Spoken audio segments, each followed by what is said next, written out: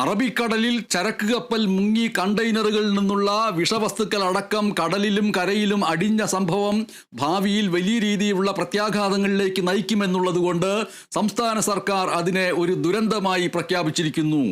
MSC Elsa 3 ചരക്ക് കപ്പൽ അറബിക്കടലിൽ മുങ്ങിയതിനെ സംസ്ഥാന സർക്കാർ സംസ്ഥാന ദുരന്തമായി പ്രഖ്യാപിച്ചിരിക്കുന്നു. മുങ്ങിയ കപ്പലിലെ കണ്ടെയ്നറുകളിൽ നിന്നുള്ള രാസവസ്തുക്കൾ അടക്കം കടലിലും കരയിലും അടിഞ്ഞ് ഉണ്ടാകാൻ സാധ്യതയുള്ള സാമ്പത്തിക പാരിസ്ഥിതിക ആഘാതങ്ങൾ പരിഗണിച്ചാണ് സംസ്ഥാന സർക്കാരിൻ്റെ ഈ നടപടി. തിരുവനന്തപുരത്ത് നിന്ന് ബിനോയ് ചേരുന്നു.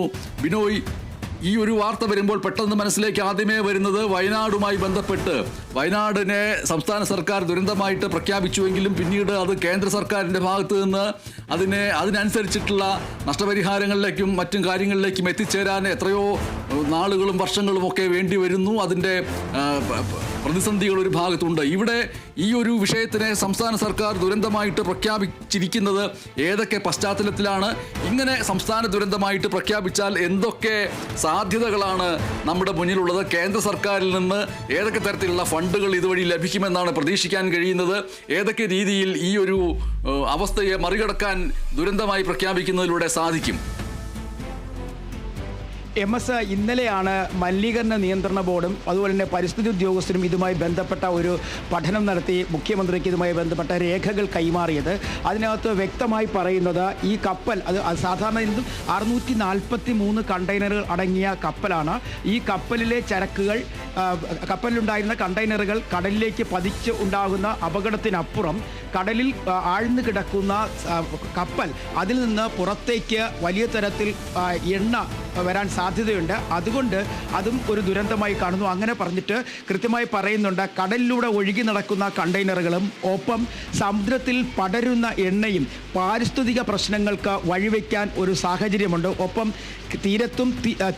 തീരപ്രദേശങ്ങളിലും കടലിലും ഉണ്ടാകുന്ന പാരിസ്ഥിതിക പ്രശ്നങ്ങൾ കണക്കിലെടുത്തുകൊണ്ടാണ് സംസ്ഥാന സർക്കാരിൻ്റെ ആവശ്യപ്രകാരം ഗവർണർ ഒരു ഓർഡർ പുറത്തുവിട്ടിരിക്കുന്നത്. അത് ഗവർണർക്ക് വേണ്ടി പ്രിൻസിപ്പൽ സെക്രട്ടറി ട്വിങ്കിൾ ബിസ്വാളാണ് ആ ഓർഡർ പുറത്തുവിട്ടിരിക്കുന്നത്. ഇതിനെ ഒരു സംസ്ഥാന ദുരന്തമായി തന്നെ പ്രഖ്യാപിക്കുന്നു. മാത്രവുമല്ല, എടുത്തു പറയുന്ന കാര്യം, സംസ്ഥാനത്തിൻ്റെ തീരത്ത് നിന്നും 14.3 നോട്ടിക്കൽ മൈൽ ദൂരെയായിട്ടാണ് ഈ അപകടം നടക്കുന്നത്, ആലപ്പുഴ തീരത്ത്. അതുകൊണ്ട് തന്നെ തെക്കൻ മേഖലയിലേക്ക് വലിയ തരത്തിൽ ഇതുമായി ബന്ധപ്പെട്ട പ്രത്യാഘാതങ്ങൾ ഉണ്ടാകാനുള്ള സാധ്യത കണക്കിലെടുക്കുന്നു. മത്സ്യബന്ധനത്തിന് പോകുന്നവർക്കും ഒപ്പം തീരങ്ങളിൽ താമസിക്കുന്നവർക്കും ഒക്കെ ഉണ്ടാകുന്ന പ്രശ്നങ്ങൾ പരിഗണിച്ചുകൂടിക്കൊണ്ടാണ് ഇതിനെ ഒരു സംസ്ഥാന ദുരന്തമായി പ്രഖ്യാപിക്കുന്നത്.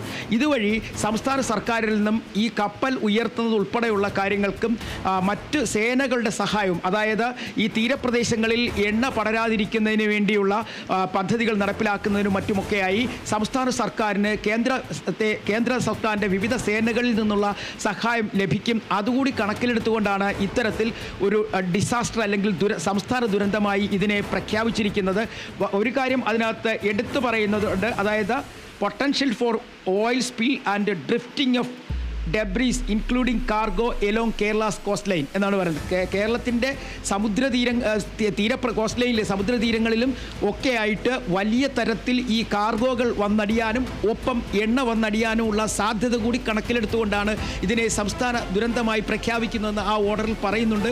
അതിൻ്റെ അർത്ഥം വലിയ തരത്തിലുള്ള നിരീക്ഷണങ്ങൾ ഒപ്പം തന്നെ ശ്രദ്ധ എല്ലാവരുടെയും ഭാഗത്തു നിന്നുണ്ടാകണം എന്നുകൂടി വ്യക്തമാക്കുന്നു. കാരണം ഇന്ന് തന്നെ നമുക്കറിയാം, ഈ കണ്ടെയ്നറുകൾ മാറ്റുന്ന ജോലികൾ പല സ്ഥലങ്ങളിലായി പുരോഗമിച്ചു വരികയാണ്. ഈ കണ്ടെയ്നറുകൾ മാറ്റുന്നതനുസരിച്ച് കൂടുതൽ കണ്ടെയ്നറുകൾ വിവിധ ഭാഗങ്ങളിലേക്ക്, ആദ്യ ദിവസം ശക്തികുളങ്ങരയാണ് എത്തിയെങ്കിൽ പിന്നീട് അത് വർക്കല, അത് കഴിഞ്ഞ് കൊച്ചുവേളി വരെ എത്തി. ഇപ്പോൾ വീണ്ടും കണ്ടെയ്നറുകൾ പല സ്ഥലങ്ങളിലായി ഒഴുകി നടക്കുന്നു എന്നുള്ള വിവരങ്ങളും കോസ്റ്റ് ഗാർഡ് റിപ്പോർട്ട് ചെയ്തിട്ടുണ്ട്. ഇതിൻ്റെ അടിസ്ഥാനത്തിൽ മത്സ്യത്തൊഴിലാളികൾക്ക് കടലിൽ മത്സ്യബന്ധനത്തിന് പോകുന്നതിനും ചില വിലക്കുകൾ ഏർപ്പെടുത്തിയിട്ടുണ്ട്. കാരണം ഏതെങ്കിലും കാരണവശാൽ ഈ കണ്ടെയ്നറുകളിൽ വഞ്ചി ഇടിച്ചു കഴിഞ്ഞാൽ, വള്ളം തട്ടിക്കഴിഞ്ഞാൽ മറിയാനും കേടുപാടുകൾ സംഭവിക്കാനും ആളപായത്തിനുമുള്ള സാധ്യതകളുണ്ട്. ഇതെല്ലാം കണക്കിലെടുത്തുകൊണ്ടാണ് ഇതിനെ ഒരു സംസ്ഥാന ദുരന്തമായി പ്രഖ്യാപിച്ചിരിക്കുന്നത്. സംസ്ഥാന ദുരന്തമായിട്ട് MSC എൽസ 3 ചരക്ക് കപ്പൽ അറബിക്കടൽ മുങ്ങിയ വിഷയത്തെ സംസ്ഥാന ദുരന്തമായിട്ട് പ്രഖ്യാപിക്കുമ്പോൾ ദുരന്ത നിവാരണ നിയമം അനുസരിച്ചിട്ടുള്ള നടപടികൾ എടുക്കാൻ കഴിയും അല്ലേ? അങ്ങനെയാണെങ്കിൽ കേന്ദ്ര സർക്കാരിൽ നിന്ന് ഫണ്ട് ലഭിക്കുന്ന രീതിയിലൊക്കെ ഭാവിയിൽ അതിന് ഉപയോഗപ്പെടുത്താൻ കഴിയുമോ? തീർച്ചയായും. അതായത് ഇപ്പോൾ സംസ്ഥാന സർക്കാർ ഇതുമായി ബന്ധപ്പെട്ട പ്രാഥമിക തലത്തിലെ ഒരു പഠനം മാത്രമാണ് നടത്തിയിട്ടുള്ളത്. ഇത് സംബന്ധിച്ച കൂടുതൽ പഠനങ്ങൾ അനിവാര്യമാണ് എന്നാണ് പറയുന്നത്. കാരണം തീരവുമായി 14 നോട്ടിക്കൽ മൈൽ ദൂരെയായിട്ടാണ് ഈ കപ്പൽ മുങ്ങിത്താഴ്ന്നുകൊണ്ടിരിക്കുന്നത്. അപ്പോൾ അതിൻ്റെ അർത്ഥം ഇതിനകത്തുണ്ടായിരിക്കുന്ന ഇന്ധനം ഉൾപ്പെടെയുള്ള ഓയിലുകൾ അല്ലെങ്കിൽ എണ്ണകൾ അതെല്ലാം തന്നെ തീരത്തേക്ക് എത്തുവാൻ അല്ലെങ്കിൽ പടർന്നെത്തുവാൻ വലിയ കാലതാമസം ഉണ്ടാകില്ല. അത്തരത്തിൽ ദുരന്തങ്ങൾ ഉണ്ടാകുമ്പോൾ അത് ഇതിൻ്റെ ഈ എണ്ണയുടെ പാട നീക്കം ചെയ്യുന്നതിന് വേണ്ടി ചില ഷീറ്റുകൾ പോലുള്ള അല്ലെങ്കിൽ നമ്മൾ പറയുമ്പോൾ പുതപ്പുകൾ പോലുള്ള ഒരു സംവിധാനം ഉപയോഗിച്ചുകൊണ്ട് ആ എണ്ണ ഒപ്പിയെടുക്കുന്നൊരു പദ്ധതിയാണ്. ഇതിന് വലിയ തരത്തിലുള്ള ചിലവ് വേണ്ടിവരും. ഇത് നടപ്പിലാക്കാൻ കഴിയുന്നത് കോസ്റ്റ് ഗാർഡ് ഉൾപ്പെടെയുള്ള അതുപോലെ തന്നെ ദേശീയ ദുരന്ത നിവാരണ സേന ഉൾപ്പെടെയുള്ളവർക്ക് മാത്രമേ അതിനുള്ള സംവിധാനങ്ങളുള്ളൂ. കേരളത്തിൽ അതിന് മതിയായ സംവിധാനങ്ങളില്ല. അപ്പോൾ കൃത്യമായും ഇത്തരം സംവിധാനങ്ങൾക്ക് കേന്ദ്രത്തിൻ്റെ സഹായം അനിവാര്യമായി വരും. അതുകൊണ്ട് തന്നെയാണ് നേരത്തെ തന്നെ ഇത്തരത്തിൽ ഇതിനെ ഒരു സംസ്ഥാന ദുരന്തമായി പ്രഖ്യാപിച്ചതും ഇതിനുവേണ്ടി മുഖ്യമന്ത്രിയും അതുപോലെ തന്നെ ദുരന്ത നിവാരണ വകുപ്പിലെ ഉദ്യോഗസ്ഥരും ഗവർണർക്ക് കത്തെഴുതി. അതിൻ്റെ അടിസ്ഥാനത്തിലാണ് ഗവർണർ ഇതിനെ ഒരു സംസ്ഥാന ദുരന്തമായി പ്രഖ്യാപിക്കാൻ പ്രിൻസിപ്പൽ സെക്രട്ടറിക്ക് അനുമതി നൽകിയത്. MS ഇന്ന് വൈകിട്ട് 6 മണിക്ക് മുഖ്യമന്ത്രി പിണറായി വിജയന്റെ വാർത്താ സമ്മേളനമുണ്ട്. ആ വാർത്താ സമ്മേളനത്തിലും ഇത് എന്തുകൊണ്ട് ഒരു സംസ്ഥാന ദുരന്തമായി പ്രഖ്യാപിച്ചു, അതിനുള്ള കാരണങ്ങൾ എന്തൊക്കെ എന്ന് വിശദീകരിക്കാൻ സാധ്യതയുണ്ട് അല്ലേ? തീർച്ചയായും. അതായത് ഞാൻ നേരത്തെ സൂചിപ്പിച്ചതാണ്, ഈ കപ്പൽ ദുരന്തത്തിനും അപ്പുറത്തേക്ക് സംസ്ഥാനത്ത് പല മേഖലകളിൽ വലിയ തരത്തിൽ മഴ പെയ്യുന്നുണ്ട്. അത് വടക്കൻ ജില്ലകളിലാണ് കാര്യമായ മഴയുണ്ടാകുന്നത്. ആ സാഹചര്യം കൂടി കണക്കിലെടുത്ത തയ്യാറെടുപ്പുകൾ, ഇനി ചെയ്യേണ്ട കാര്യങ്ങൾ, ഇത്തരം കാര്യങ്ങളെ മാധ്യമങ്ങൾക്ക് മുന്നിൽ വിശദീകരിക്കുകയാണ് മുഖ്യമന്ത്രിയുടെ പ്രധാന പത്രസമ്മേളനങ്ങൾ ഉദ്ദേശിക്കുന്നത്.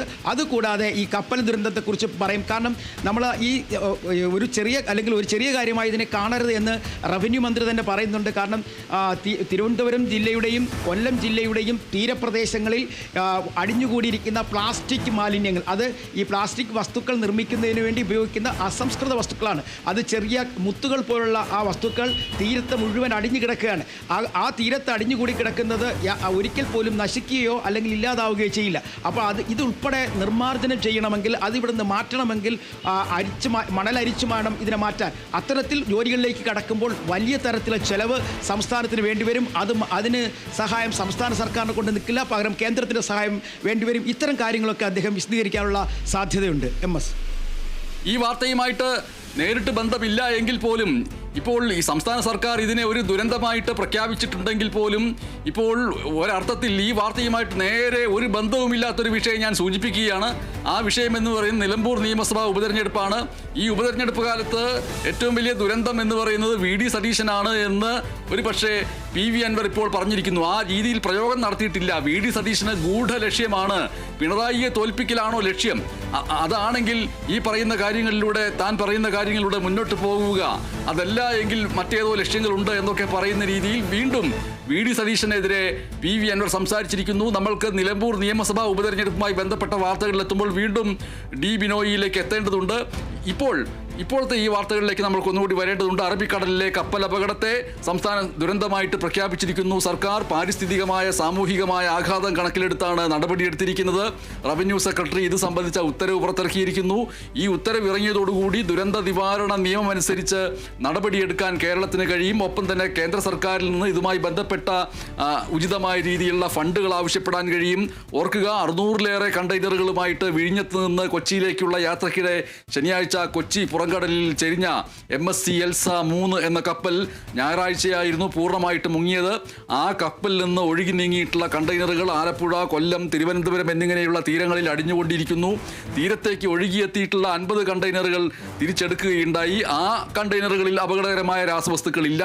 തിരിച്ചെടുത്തവയിൽ മിക്കതും കാലി കണ്ടെയ്നറുകളാണ്. പ്ലാസ്റ്റിക് പെല്ലറ്റ്സ് കടലിൽ വീണ് കിടക്കുന്നുണ്ട്. അപകടമുണ്ടായിട്ടുള്ള കടൽ മേഖലയിൽ എണ്ണയുടെ അംശം കലർന്നിട്ടുണ്ട്. അത് നിയന്ത്രണ വിധേയമാണ് എന്നാണ് ഇപ്പോൾ പറയുന്നതെങ്കിൽ പോലും അത് വീണ്ടും രൂക്ഷമായ രീതിയിൽ വ്യാപിക്കാൻ സാധ്യതയുണ്ട് എന്നുള്ള റിപ്പോർട്ടുകൾ ഒരു ഭാഗത്തുണ്ട്.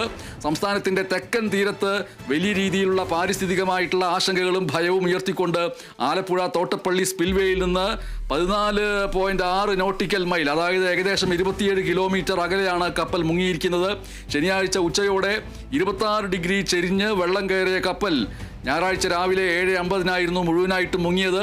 24 ജീവനക്കാരുണ്ടായിരുന്നു. അവരെ തീരസേനയും നാവികസേനയും ചേർന്ന് രക്ഷപ്പെടുത്തിയിരുന്നു. പക്ഷേ ഇപ്പോൾ ഡി ബിനോയ് സൂചിപ്പിച്ചിരിക്കുന്നത് പോലെ തന്നെ അടിഞ്ഞുകിടക്കുന്ന ആ കപ്പൽ തന്നെയും ഒരു പാരിസ്ഥിതിക ആഘാതത്തിന്റെ വലിയ സൂചകമാണ്. അത് ആശങ്ക ഉയർത്തുന്നതാണ്. കപ്പലിൽ നിന്നുള്ള എണ്ണയടക്കം കടലിൽ വ്യാപിച്ച് വ്യാപകമായ രീതിയിലുള്ള പാരിസ്ഥിതിക, സാമൂഹിക, സാമ്പത്തിക ആഘാതം കേരളത്തിനുണ്ടാവും. അത് കണക്കിലെടുത്തുകൊണ്ടാണ് ദുരന്തമായിട്ട് പ്രഖ്യാപിച്ചിരിക്കുന്നത് എന്നാണ് ഇപ്പോൾ സർക്കാർ വ്യക്തമാക്കിയിരിക്കുന്നത്.